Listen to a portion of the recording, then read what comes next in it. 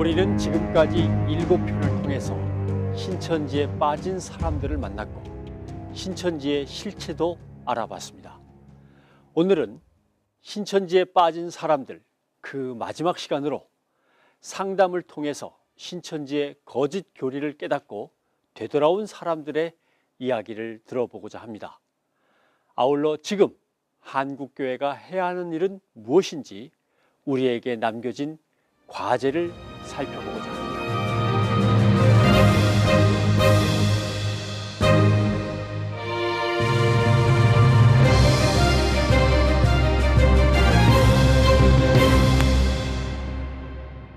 이게 사는 게 지옥이에요. 정말 이 땅에서 지옥도가 펼쳐지는 거예요. 왜냐면 대화 자체가 안 된다고. 신천지 교리를 들어보셨죠? 저는 제가 아니라고 느끼면 스스로 나올 수도 있어요. 그렇다면 하나님이 주시는 건데 가만히 있으면 주시냐? 왜 비유를 풀면 안 돼요? 비유를 풀어서는 안 되는 거고 비유를 풀면 그게 교리가 이상해져서 나는 강력한 않아. 내가 얼마나 사랑을 할지. 시험을 해보니까 그 자매님은 시험을 해본 적이 없어. 이거를 시험을 해봐야 돼. 근데 좀 나한테 잘 모르겠네. 나 진짜 아니구나. 아닌 거는 아니구나. 그렇다면 거기 가서 구원받고 내가 영생하고 십자가사자를 들어야 되고 이거는 내 욕심이었고 정말 진정한 예수님을 오늘 이제 내내 교육까지 합쳐서 보면 예수님을 내가 모르고 그냥 나만을 위한 신앙을 한 것 같다라는 생각을 해서 내가 거기 안 가더라도 내가 지옥에 떨어지는 건 아니구나라는 그런 마음의 짐을 약간은 가고 있어요. 9일간의 긴 상담 후 드디어 회심하게 된 황경혜 씨의 심경을 들어봤습니다. 지금은 이렇게 일이 다 마무리되고 안정이 되면서 어떤 생각이 드냐면 다 인도해 주시는 것 같아요. 나처럼 이렇게 믿음이 없고 기독교에 대해서 반감이 많았던 나를 인도하려니까 내가 좋아하는 공부를 시켜야 했고 그러기 위해서 바로 오지는 못하고 돌아왔지만 바른 길로 또 인도를 해주셨고 그리고 저희 남편도 또 저로 인해서 믿음을 찾았잖아요. 모든 게 하나님의 인도하심으로 감사하다는 황경혜 씨. 하지만 처음 상담소를 찾았을 때만 해도 반감이 컸었죠. 그럴 수밖에 없는 이유가 있었습니다. 거기서 교육시킨 게 그거였어요. 산속으로 끌고 가서 외딴 곳으로 끌고 가서 이제 감금해놓고 그리고 이제 계속 뭐 정신교육을 시킨다. 사람이 이상해질 정도로. 그래서 거기서 이제 그 개종교육을 받고 있던 찰나에 뛰쳐나온 그 여자분이 이제 인터뷰를 하면서 절대 사인하면 안 되고 절대 사인하면 안 되고 어떻게든 문을 깨서라도 뛰쳐나와서 알려야 된다. 그렇기 때문에 비상 연락망은 꼭 하나 외워야 된다. 뭐 이런 식으로 교육을 해주는 게 있었어요. 근데 저도 모르게 그게 생각이 나는 거예요. 이미 신천지 안에서 상담소에 대한 세뇌 교육을 받은 뒤라 두려웠다고 합니다. 그래서 처음엔 남편이 가장 원망스러웠다는 겁니다. 이 믿음을 가지면 다 해결이 되는데 왜 굳이 남편이 이런 곳까지 나를 데리고 와서 죄인 취급을 하나? 내가 그만큼 그렇게 뭐랄까 소위 말해 정신병원 같았던 느낌이 들었어요. 정신 이상으로 내가 여기까지 왔었어야 됐나? 내가 정신 이상인 것처럼 다 그렇게 취급을 하는 것처럼 느꼈었어요. 그렇다면 그녀가 결정적으로 회심하게 됐던 순간은 과연 언제였을까요? 많은 사람이 내 이름으로 와서 나는 거기가 참하나님인 줄 알고 다녔었는데 그리고 그곳에서는 기존 교회들은 다 개돼지고 교회 목사들은 다 개돼지고 잘못된 이론을 가리킨다고 하나도 맞는 이론이 없다고 설교가 없다고 하는데 그러면 도대체 내가 어디 가서 믿음을 가져야 되냐 그랬더니 다 하나님이 인도해 주신다고 하더라고요. 근데 그때 좀 흔들렸던 것 같아요. 결정적으로 열리는 계기는 아마 목사님을 뵙고 요한일서 4장 1절 사랑하는 자들아 영을 다 믿지 말고 오직 영들이 하나님께 속하였나 시험하라. 많은 거짓 선지자가 세상에 나왔습니다. 선지자는 선지자인데 하나님의 선지자 아니 이걸 거짓 선지자인데요. 근데 이런 사람들이 많이 나올 거래. 그 그럴 때 어떻게 해야 되냐? 그냥 믿지 말고 어떻게 하냐? 시험을 해봅니다. 근데 자매님은 시험을 해본 적이 없어. 그러니까 속을 수밖에 없어. 그래서 문제는 뭐냐면 이것을 시험을 해봐야 돼. 대부분 이제 신천지는 요한계시록을 가지고 이제 교리를 만들었습니다. 그래서 그 사람들이 그걸 이제 실상교리라고 해요. 그래서 요한계시록을 하나하나 해석을 해서 이만희가 왜 재림주가 되는지, 왜 구원자가 되는지 이런 것을 가르치고 있는데 그 가르치는 내용을 다시 재반증하는 거죠.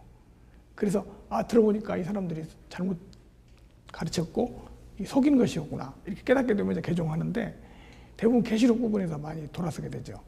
우리 강의하면서 보면 벌써 표정이 달라지고 또 본인이 이제 강의 끝나고 나서 소감을 말해보라고 하면 내가 속았다 뭐 이렇게 주로 말하는데 대부분 계시록에서 많이 돌아옵니다. 머리 아파요. 지금 속이 울렁울렁. 왜 속이 울렁울렁하세요? 방금 모르고 거기에서 그냥 속에 있었다는 자체가. 누가? 거기서 네 속상함을 생각해라. 그렇게 생각하는 거예요. 그렇게 얘기하는 거야. 이제 마음이 열렸어요. 근데 신앙은 겸손이라고 얘기하는데 그쪽에서도 그렇게 알려주거든요. 신앙은 겸손이라고 얘기하는데 내가 너무 겸손하지 않다는 생각이 너무 드는 거예요. 근데 그쪽에서 가르친 게 여기 다르기 때문에 아무것도 듣지 말라고 얘기하는데 심지어 듣지 말라고 하는 사람들이 신앙을 겸손이라고 얘기하니까 거기서 저는 사실 깨졌거든요. 다른 거 다 안 들렸어요. 많은 이들이 반증 교육을 통해서 진리의 말씀을 접하는 순간 잘못되었음을 깨달았다고 말합니다. 경혜 씨의 경우 남편도 큰 힘이 되어 주었습니다. 9일 동안 곁을 떠나지 않고 함께 상담을 받은 남편의 사랑은 감동이었습니다. 그러니까 저는 남편한테 속이고 제가 할 거 다 하고 다녔잖아요. 예배도 다 드리고 관리도 다 하고. 근데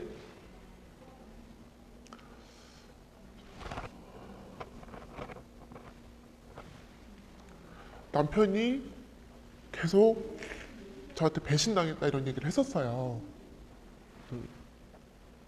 너가 어떻게 나를 속이고 갈 수 있냐 이렇게. 근데 그때도 저는 죄의식이 없었어요. 여기 말만 들으면 되는데 왜 저렇게 힘들어할까 이러면서 남편을 이해하려고 안 했던 거죠. 저는 솔직히 말하면 굉장히 나빴던 거죠. 죄의식이 없었던 거예요. 그리고 남편은 그런 저를 계속 믿어주고 있었거든요. 그렇게 빨리 발견하게 만들어주신 것도 지금 이렇게 생각을 해보면 그 하나님의 은혜가 아니었으면 그렇게 빨리 발견하지 못했을 것 같아요. 그리고 아마 거기에서 그 생활 자체를 더 오래 하면서 더 주의를 지키기 전에 데리고 나오게 하신 것도 정말 너무 감사한 일이고 그렇게 생각이 들죠. 상담이 끝난 후 경혜 씨 가족은 수련회에도 참석했습니다.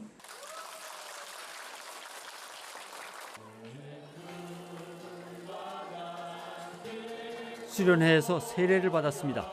남편이 함께 세례받는 모습을 지켜보던 경혜 씨는 감격의 눈물을 흘렸습니다. 수련회 기간 동안에 2박 3일 동안에 계속 그 말씀 듣는 시간도 물론 굉장히 좀 그 평소보다는 많기도 하고, 그리고 나머지 시간도 그 같은 아픔을 공유한 분들끼리 서로 또 얘기를 해주고 나는 이런 과정을 겪어왔고 그런데 지금 이렇게 나오니까 너무 행복하더라. 이제 이런 부분들을 얘기를 해주시니까 본인이 이제 좀 치유되는 시간이 좀 많이 단축이 되는 것 같아요. 제가 봤을 때는.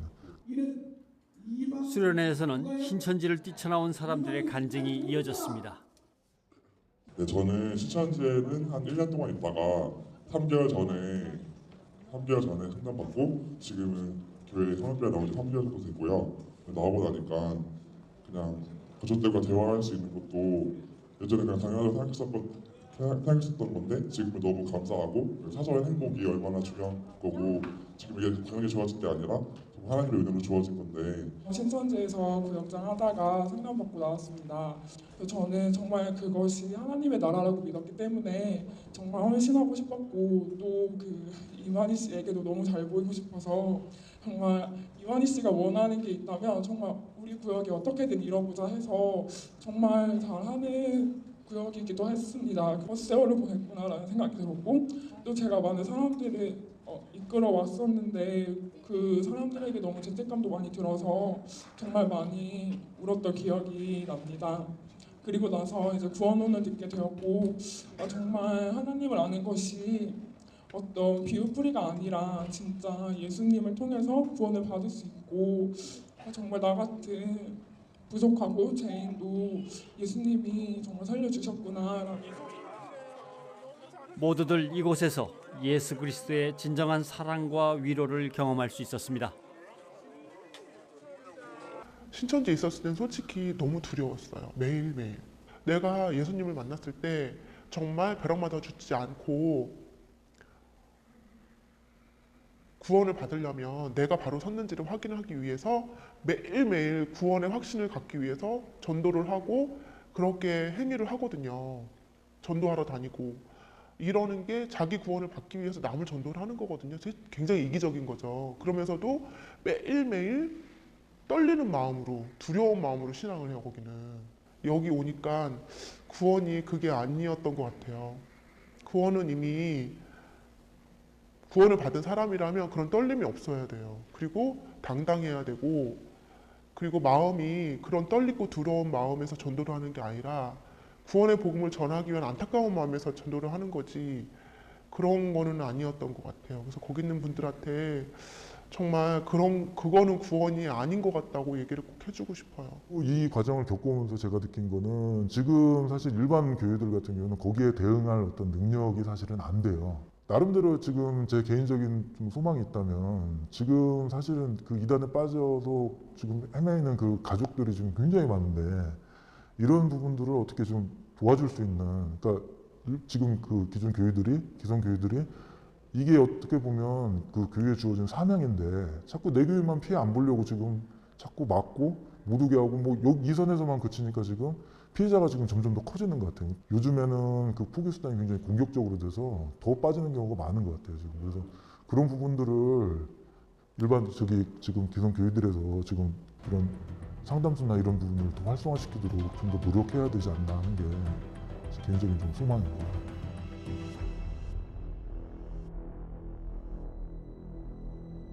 신천지 예수교 증거 장막 성전. 신천지는 지난 84년 3월 14일에 12지파를 만들어 출범해 지금 15만 명이 넘는 것으로 추정하고 있습니다. 이들은 아직도 기성교회 교인들을 미혹해 빼내감으로써 그 규모를 키워가고 있습니다. 신천지에 빠지면 개인도 가정도 교회도 너무나 큰 어려움을 겪는다는 걸 우리는 앞서 충분히 확인했습니다. 빠지고 나면 나오는 것이 너무도 어렵기 때문에 미연에 방지하는 것이 최선이라고 전문가들은 말합니다. 그렇다면 지금 한국교회는 어떤 노력을 해야 할까요? 이만희는 죽는다. 그 사람은 구주가 아니다. 구원자가 아니다. 사람은 언젠가 죽는다. 그 사람 믿어가지고 구원받을 수 없다. 이런 거 가지고는 안 되고 이제 그 신천지가 어떤 식으로 접근해서 어떤 식으로 공부를 가르치기 때문에 처음에 가면 어떤 거를 가르친다는 거를 이제 많이 가르쳐서 그 아무리 재미있는 것이라 할지라도 이것은 신천지라고 생각을 하면 가지 못하게 하는 그런 그 새로운 그 뭐라 그럴까요? 그 대처법을 자꾸 대안을 세워야 됩니다. 그건 사기와 다를 바가 없었거든요. 그 수법을 알아야 되는데 우리 세상 사기도 그렇지 않습니까? 사기를 안 당하려면 내가 사기 당하지 말아야지 이런 의지로 사기를 안 당하는 게 아닙니다. 또 당하는 사람은 내가 사기 당해야지 하고 당하는 사람이 없습니다. 알면서 당하는 사람이 없죠. 곧 몰라서 당한다는 거거든요. 전문가들은 한국교회가 이전의 소극적인 자세를 버리고 구체적이고 적극적인 방법으로 대책을 강구해야 할 때라고 입을 모읍니다. 수비 아니고 공격. 뭐 신천지 아웃, 신천지에 가지 마세요. 이런 데는 가지 마세요. 이거 수비거든요. 가지 않는다고 되는 게 아니고요. 무엇이 진리인지 저희 사역원에 이렇게 오시는 분들, 뭐 목회자들도 많이 계시고 평신도들도 많이 계시지만 이들의 그 기뻐하는 모습은요, 이루 말로 다 할 수가 없어요. 제가 그거 보면서 신천지에 들어가서 또 다른 사람을 포섭하고 또 포섭하는 이유가 이거구나. 그거 시킨다고 하겠어요? 이야, 이거야말로 진리야. 이 쾌감이 있기 때문에 하는 거거든요. 바로 그거를 한국 교회에다가 심어줘야 된다고 저는 생각합니다. 왜 성도들을 벙어리로 더 이상 언제까지 있게 하겠습니까? 우리 서울 스쿨에 나와서 성경을 쉽게 읽도록 안내하는 성경이 읽어지네로 유명한 이해실 강사. 본인도 신천지의 피해자였습니다. 강사들도 새 PPT이기 때문에 그러니까 한 번은 전화 연락이 왔어요. 성경이 읽어지네 세미나를 한다고 플랜카드 붙여놓은 걸 봤다는 거예요. 그래서 정확하게 시간과 뭐 위치 알고 싶대요. 저희는 하지 않았었거든요. 우리가 성경 이런 공부를 하는데 너무 비슷하다 그러는 거예요. 그러니까 이건 안 되겠다. 우리를 신천지로 오해하면 안 되니까 일부러 뒤에다가 이 책은 안전한 책이고 이 공부는 유효한 것입니다. 이렇게 알게 하기 위해서는 추천사를 받아야 되겠구나. 그래서 저희 네트워킹 안에 계시는 훌륭한 목사님들과 함께 이렇게 하도록 뒤에다가 추천사까지 그래서 써놓은 거예요. 두 번째가 뭐냐면 이곳은 이단 상담사 교육 과정이 열리고 있는 한 대학교입니다. 이 땅의 수많은 이단들이 왜곡시킨 잘못된 교리를 바로잡고 이단에 빠진 사람들을 바른 길로 인도할 상담사를 키워내는 사역 현장입니다. 이 학생들 중에는 이단에 빠졌다가 개종한 뒤 상담사가 되기로 결심한 사람들도 있습니다. 그래서 복음이 뭔지에 대해서 그게 하나님을 믿는 거라는 생각을 가지고 정말 열심히 하시는 분들이 맞는데 결국은 그 대상이 잘못됐다라는 그런 부분들 때문에 그 상담을 받고서 개종을 하면서 그분들에 대해서 굉장히 너무 불쌍하신 분이다. 정말 제대로 그 구원에 대한 내용을 알면 정말 더욱더 열심히 하실 분들인데 잘못된 길로 빠져서 그런 분들이 너무 많기 때문에 항상 그 생각을 좀 많이 해왔었습니다. 제가 이단 출신이고 그 속에서 살았고 그것이 좋다라고 외쳤던 사람이기 때문에 저는 일반 교인들이 그들을 보는 눈과 달라요. 아무래도 애정이 있고 그 마음을 이해하고, 왜냐하면 그 사람들이 다른 게 아니에요. 하나님 더 잘 믿어보려고 했다가 그런 거거든요. 하나님 뜻대로 살려고 하다가 성경 공부 더 깊이 알고 싶어 하다가 그렇게 된 겁니다. 제가 나왔고 나오게 된 이 경험, 누가 저에게 미리 이렇게 교리적으로 차근차근 가르쳐 줬더라면 저는 벌써 나왔을 거예요. 그래서 저는 그런 부분이 안타깝습니다. 그래서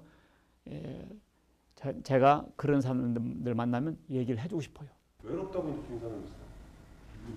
뭐. 근데 다 외롭다고 다 느끼잖아. 일단 그 교리가 아니었다는 사실도 일단 충격인데, 그때 교리도 교리지만 그동안 항상 같이 지냈던 사람들이 정말 영적인 가족이라고 거기서 얘기를 하거든요.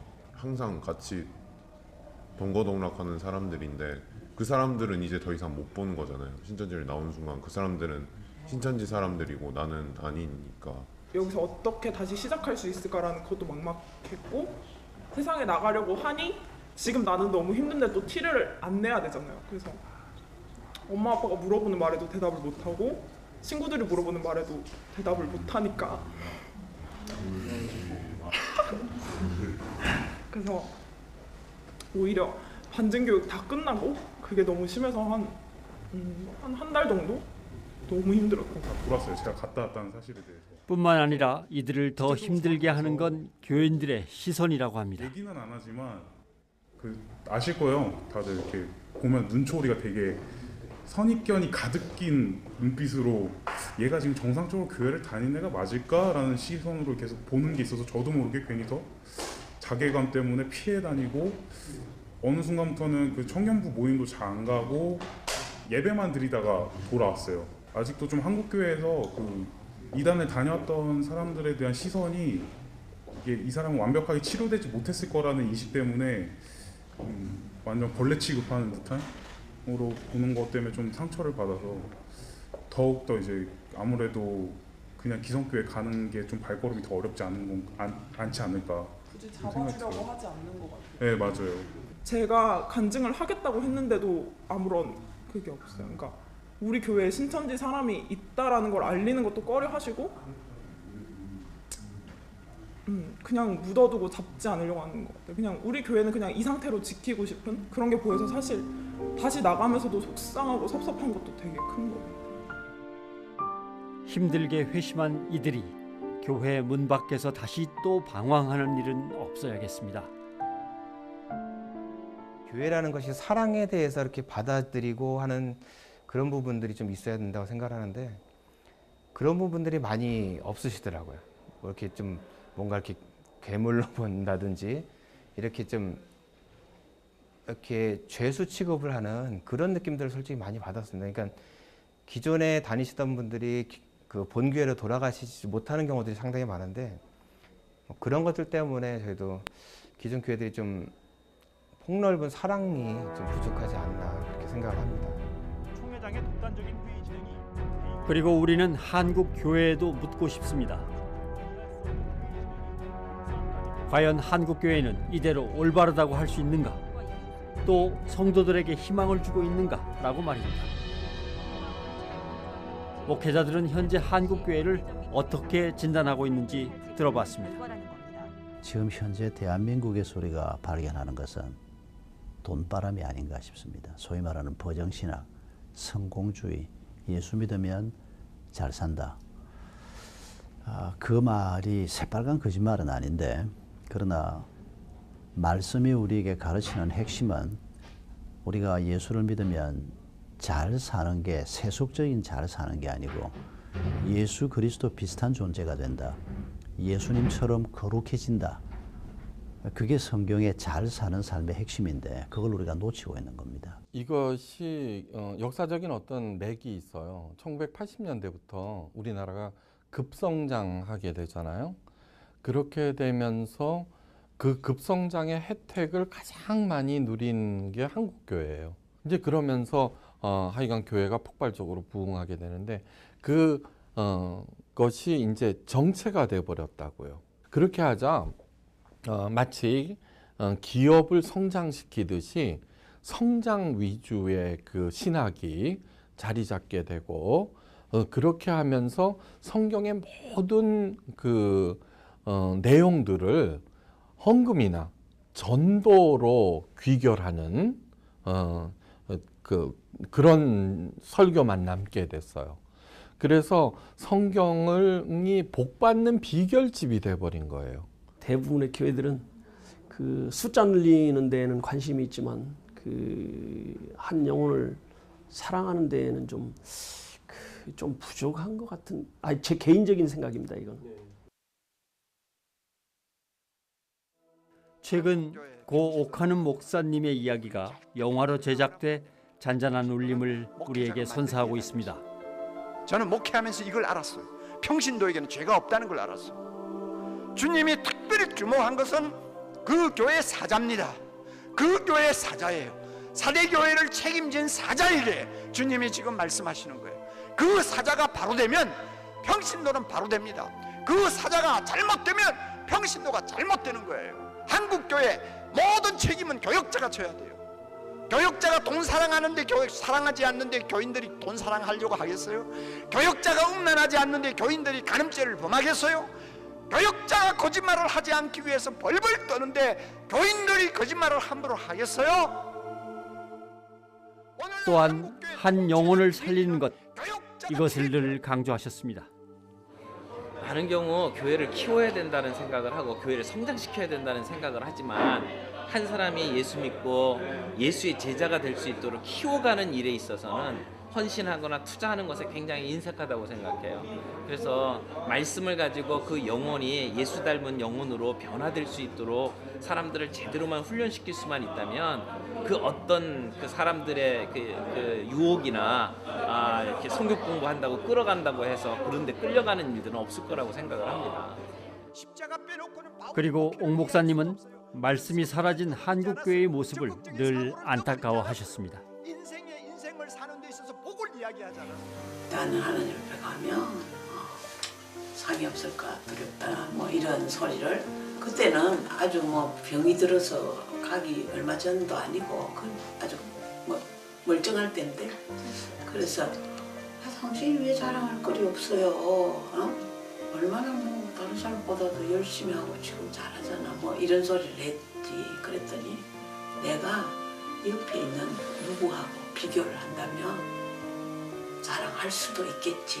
그러나 나는 내가 보는 사람은 옆에 있는 어떤 가까이 있는 목사님이나 이런 사람이 아니다. 성경에 있는 바울을 봐라. 성경에 나오는 그 평신도들도 봐라. 얼마나 그 사람들은 그 하는 수준이 다른데 내가 그런 사람을 보면 내가 무슨 자랑할 게 있냐.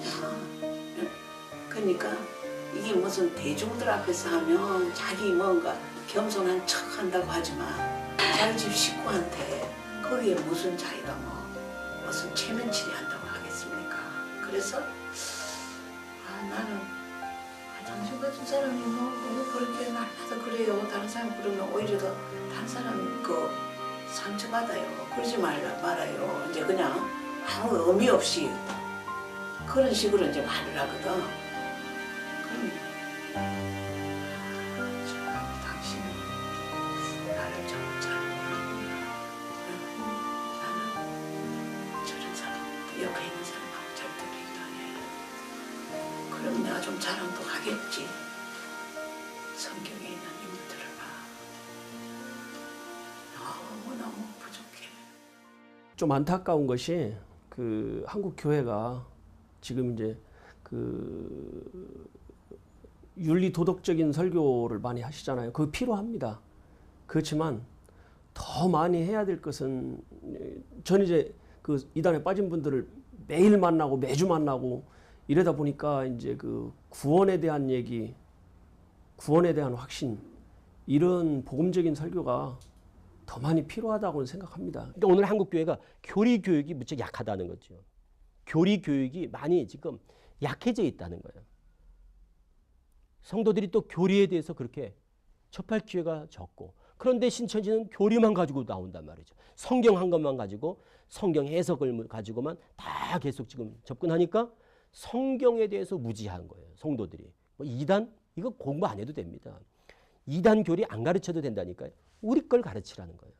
그래서 정답을 가르칠 필요가 있다. 바른 복음을 제대로 가르치고 바른 예수를 제대로 가르쳐 놓으면 다른 예수, 다른 복음을 쉽게 분별할 수 있다라는 얘기입니다. 제가 지론은 그겁니다.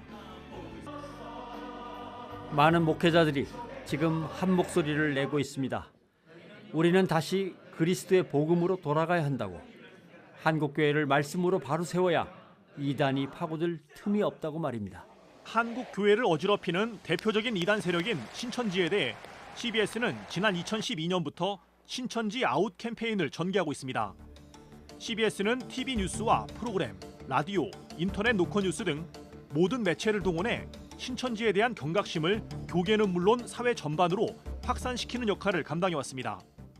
신천지로 인한 피해를 예방하고자 포스터와 DVD를 제작해 전국 교회와 단체에 배포했고 중앙일간지와 지역신문 등에 신천지 아웃 광고를 수백 회에 걸쳐 게재하기도 했습니다. 아울러 전국 각 지역 교회들과 연합해 신천지의 실체를 폭로하는 집회를 여는 등 이단 세력 척결을 위해 전사적인 노력을 기울였습니다. 저희 CBS는 복음의 회복을 위해 한국교회를 지키기 위해 꾸준한 노력을 기울이고 있습니다. 질문과 대답을 통한 열린 형식으로 생명력 있는 말씀을 전달하는 성서학당도 방송 중에 있습니다.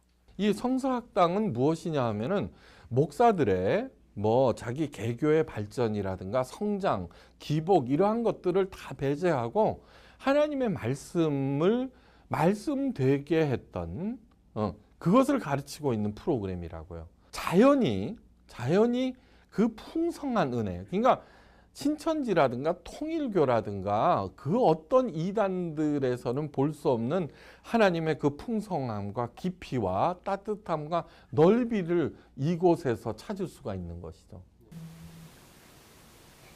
또한 성경에 대한 깊은 이해와 신앙의 방향을 제시해주는 CBS 성경 사랑방도 방송 중입니다. 성경 공부를 정말 사람을 살리는 성경 공부. 예수 그리스도의 십자가와 부활이 정확하게 설명되고 그게 사람들의 삶에 그대로 영향을 주고 그게 가정의 변화를 가져오고 직장의 변화를 가져오고 이런 성경이 의도하는 그런 변혁 운동이 성경 공부를 통해서 일어나는 이런 교회가 많아지는 것이 결국 우리 CBS에서도 해야 될 역할이 아닌가 싶습니다. 우리의 이런 노력들이 밑거름이 되어 이단을 물리치고 한국교회가 건강함을 회복해 새로운 부흥의 시대를 맞기를 간절히 바랍니다. 언제나 진리는 시간이 걸리지만 이겨요. 이기게 돼 있어요. 그렇기 때문에 한국교회 자체가 정리가 되고 난 다음에 말씀이 살아나기 시작하면은 반드시 이렇게 다시 제2의 중흥기가 올 것을 저는 믿어요.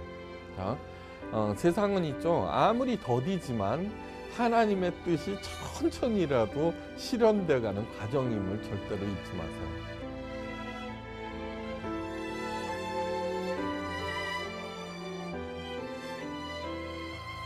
지금까지 여러분은 신천지에 빠진 사람들 8부작을 통해서 어떤 걸 느끼셨습니까?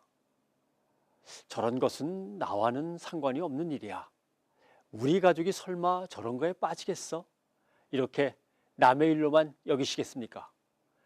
이런 방심과 부주의가 신천지로 인한 피해가 줄지 않는 또 하나의 요인이라고 전문가들은 입을 모읍니다.